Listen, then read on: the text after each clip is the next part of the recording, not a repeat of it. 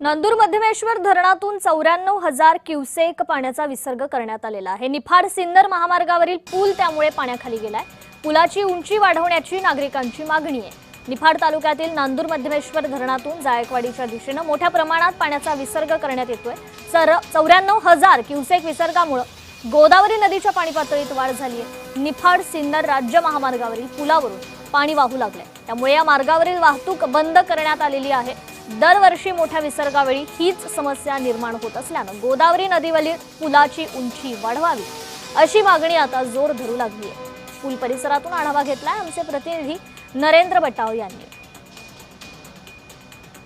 नाशिक जिल्ह्यामध्ये सुरू असलेल्या मुसळधार पावसाचा फटका आता सगळीकडेच बसताना दिसत आहे। नांदूर मध्यमेश्वर या धरणातून जायकवाडीच्या दिशेने मोठ्या प्रमाणात पाण्याचा विसर्ग करण्यात येत असल्याने अक्षरशः सिन्नर निफाडला जोडणारा हा महामार्ग असून या पुलावर मोठ्या प्रमाणात पाणी वाहत असल्याने अक्षरशः या मार्गावरील वाहतूक सध्या बंद करण्यात आली आहे। मोठ्या प्रमाणात विसर्ग हा जायकवाडीच्या दिशेने नांदूर मध्यमेश्वर धरणातून करण्यात येत आहे। आपण बघत आपल्यासोबत येथील काही स्थानिक नागरिक आहे, काय सांगाल की नांदूर मध्यमेश्वर धरणातून विसर्ग होतोय, पुलावरून पाणी वाहतंय, काय परिस्थिती? ही परिस्थिती काय आजचीच नाही, ही दरवर्षीची आहे।